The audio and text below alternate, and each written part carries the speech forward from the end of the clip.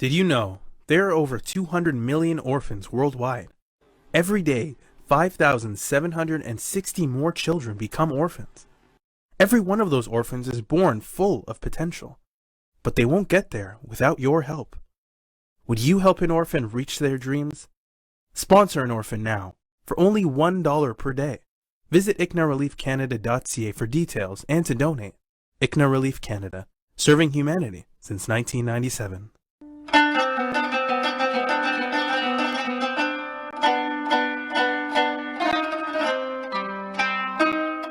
अस्सलाम वालेकुम नाज़रीन, नवे सिपारे की तफसीर के साथ जावेद असलम साहब और आरिफ जहांगीरी आपके दरमियान मौजूद हैं। और नाज़रीन, आज जो है हम नवे सिपारे की जो है तफसीर आपके सामने रखेंगे और उस सिपारे का नाम है क़ाल मलाऊ।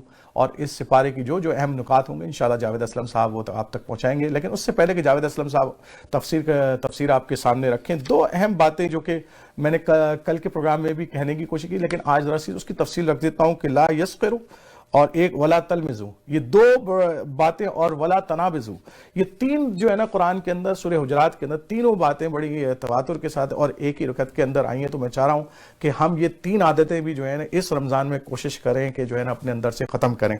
और वो तीन आदतें क्या हैं? अल्लाह ताला फरमाते हैं कि ऐ लोगों जो ईमान लाए हो, ना मर्द दूसरे मर्दों का मजाक उड़ाएं, हो सकता है कि वो इनसे बेहतर हो, यानी कि वो आपसे बेहतर हो सकता है कोई भी आदमी, हम क्यों मजाक उड़ाते हैं किसी का। और ना औरतें दूसरी औरतों का मजाक उड़ाएं, हो सकता है कि वो उनसे बेहतर हो। और औरतों को भी मना, ये सिर्फ मर्दों को मना नहीं किया गया बल्कि औरतों को भी मना किया कि वो भी एक दूसरे का मजाक ना उड़ाएं। आपस में एक दूसरे पर तान ना किया करो, यानी कि आप ताना तिशना भी हम बहुत करते हैं, इससे भी हमें परहेज करना चाहिए। तो ये भी एक बुरी आदत है जो कि सोसाइटी के अंदर होती है, तो अल्लाह ताला ने मना फरमाया कि इसको भी करने से। और तीसरी है कि और ना एक दूसरे को बुरे अलकाब के साथ याद करो। तो हम यहाँ पर जो है वो बुरे अलकाब का भी बड़ा इस्तेमाल करते हैं कि फलां ऐसा है, फलां ऐसा है। तो इस रमज़ान के अंदर हम ये तमाम तीनों आदतों को अगर हम छोड़ दें और कोशिश करें कि इस्लाम का जो प्रिंसिपल है उस पर चलें, तो इंशाअल्लाह ताला यकीनन जो है हमें अपने किरदार को बेहतर बनाने में इस रमज़ान में मदद मिलेगी। तो आइए जावेद असलम साहब से हम नवे सिपारे की तफसीर सुनते हैं। अल्हम्दुलिल्लाह वकफ़ा वस्सलातु वस्सलामु अला इबादिहिल्लज़ीन इस्तफ़ा, अम्मा बाद फ़अऊज़ु बिल्लाहि मिनश्शैतानिर रजीम, बिस्मिल्लाहिर रहमानिर रहीम।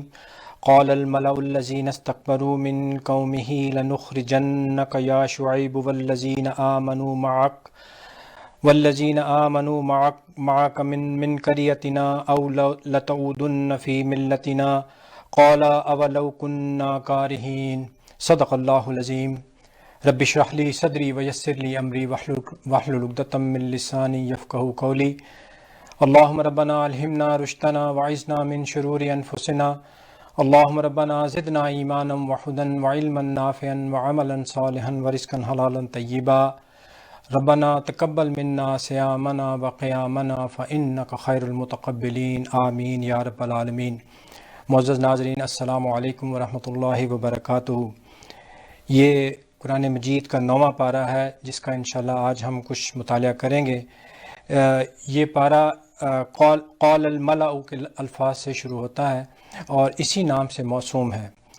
इस पारे के अंदर इंशाअल्लाह सूरह आराफ की बाकी 119 आयात शामिल हैं और उसके बाद सूरह अनफाल की 40 आयात शामिल हैं।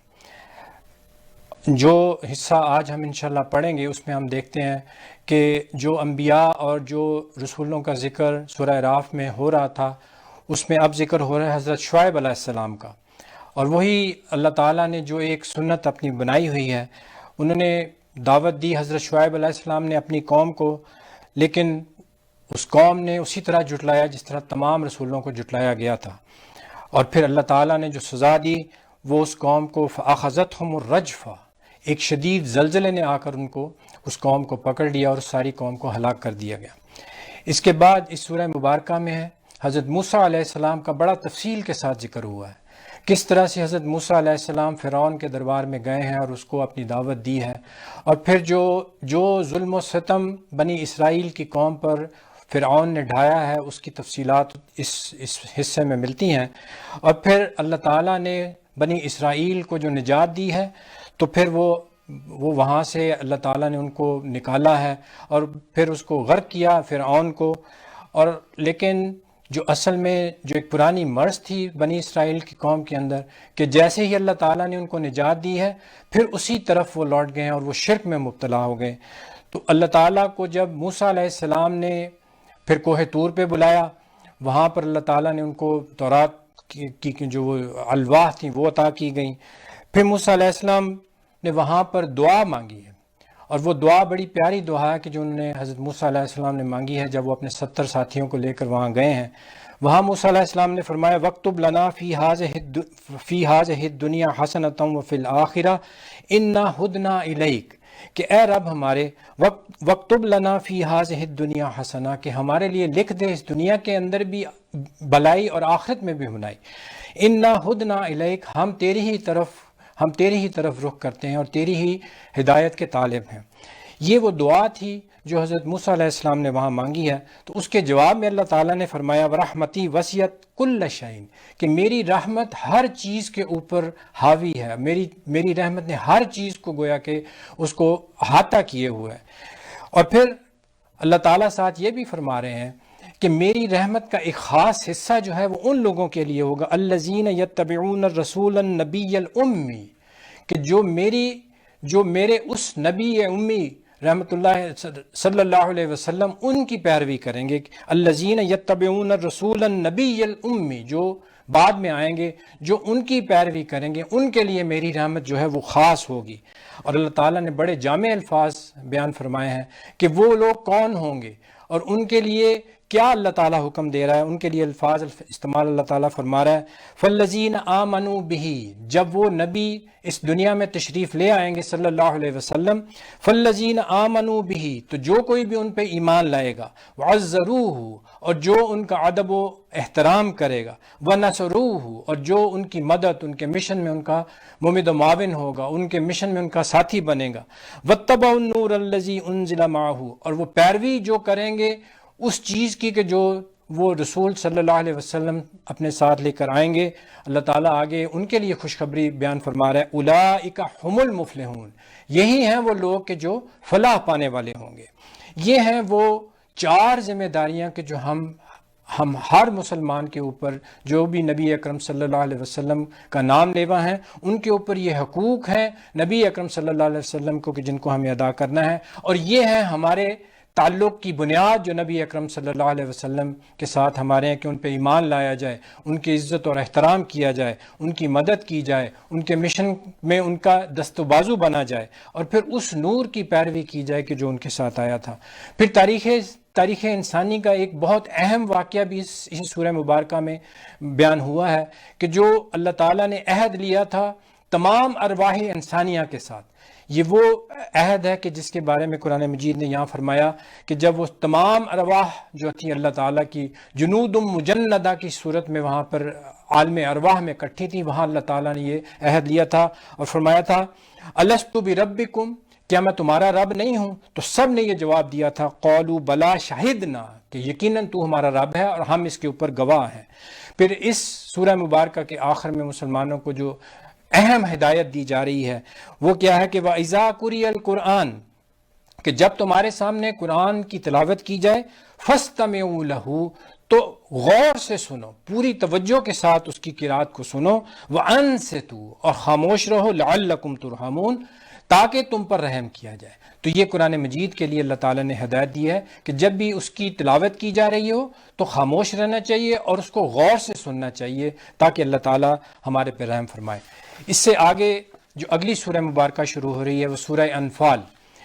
یہ سورہ مبارکہ مدنی دور میں نازل ہوئی ہے اور سن 2 ہجری میں نازل ہوئی غزوہ بدر کے فوراً بعد، اور اس کے اوپر اللہ تعالیٰ نے غزوہ بدر کے بارے میں تفصیلات اور جو تاثرات تھے ان کو بیان کیا ہے۔ اس کا بالکل آغاز ہی ہو رہا ہے یسألونک عن الانفال۔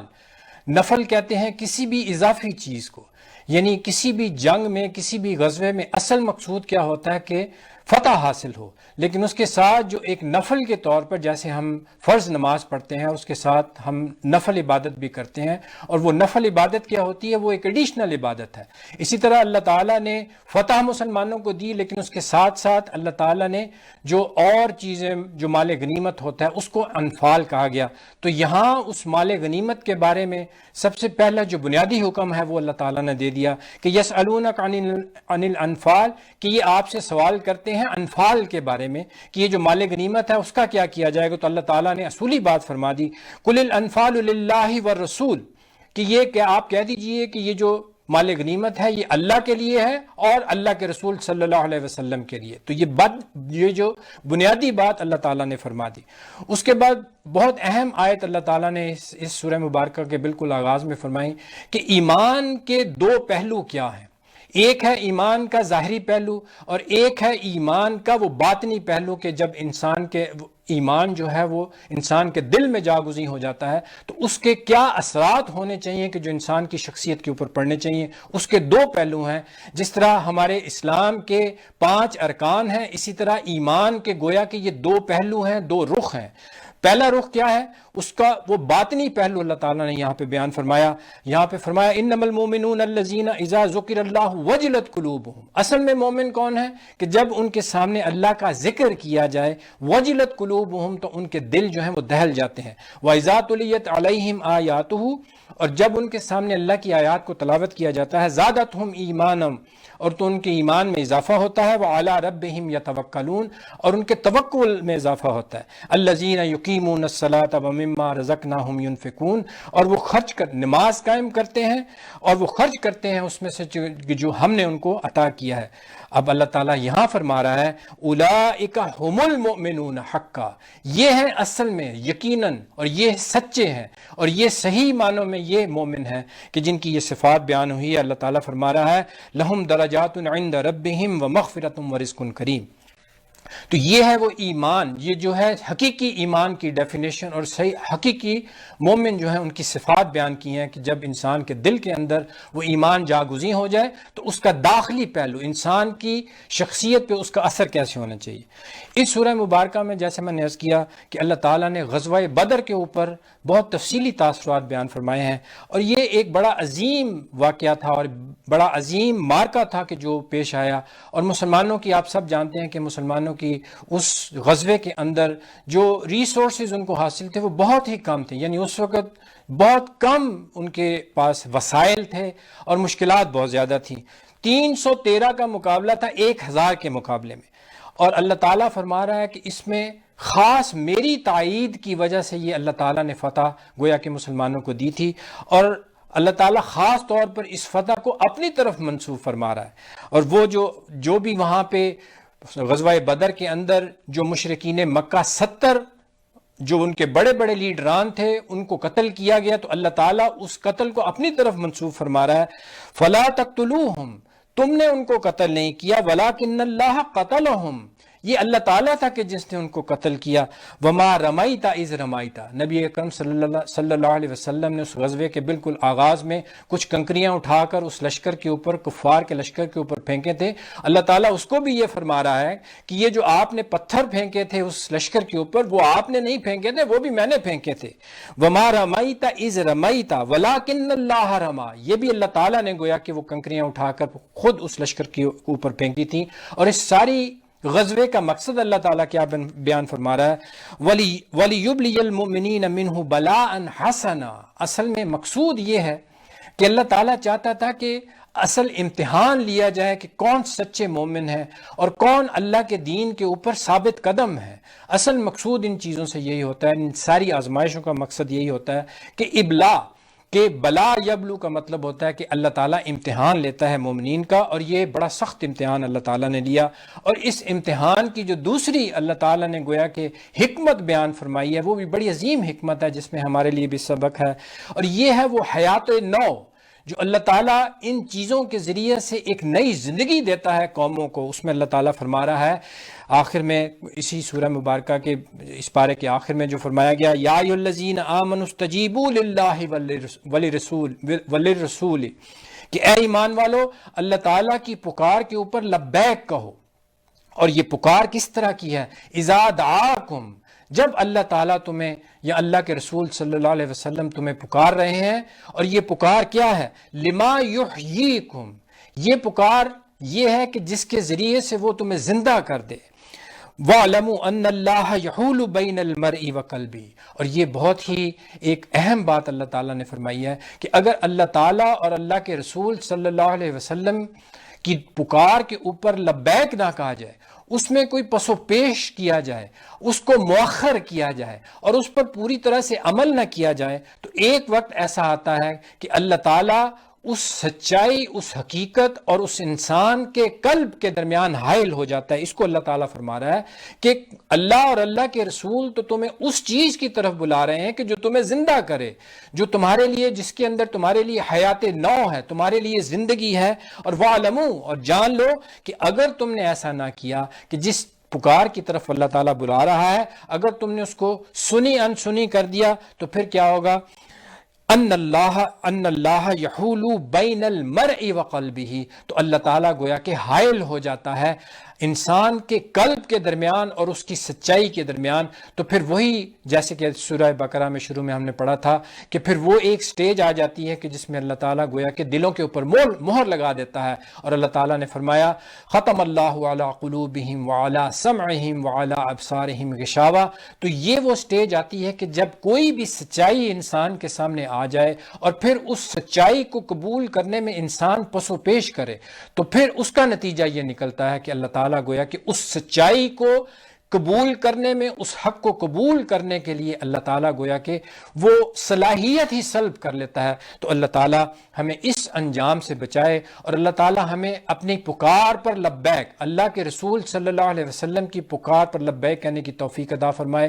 بارک اللہ لی ولکم فی القرآن العظیم ونفعنی وایاکم بالآیات وذکر الحکیم، والسلام علیکم ورحمۃ اللہ وبرکاتہ۔ تو ناظرین، آپ نے 90 سپارے 90 جز کی 9th جز کی جو ہے وہ آپ نے تفسیر اب تک سن چکے ہیں، اور امید کہ یہ عشرہ جو ہے وہ اختتام کی طرف جا رہا ہے، جو کہ عشرہ رحمت تھا، اور ہم جو ہے وہ بڑی تیزی سے دوسرے عشرے کی، رمضان کے دوسرے عشرے کی طرف بڑھ رہے ہیں۔ تو امید کر رہے ہیں یہ پروگرام آپ کو پسند آ رہا ہوگا، اور امید کر رہے ہیں کہ اس سے آپ اور آپ کی فیملی ضرور استفادہ کر رہی ہوگی۔ کل انشاءاللہ 10ویں سپارے کے ساتھ اور اس کی تفسیر کے ساتھ حاضر ہوں گے۔ اس وقت تک کے لیے اجازت دیجیے۔ السلام علیکم ورحمۃ اللہ وبرکاتہ۔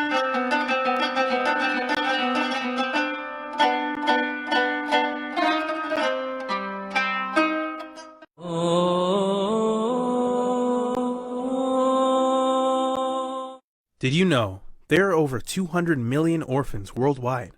Every day, 5,760 more children become orphans. Every one of those orphans is born full of potential, but they won't get there without your help. Would you help an orphan reach their dreams? Sponsor an orphan now for only $1 per day. Visit ICNA Relief Canada.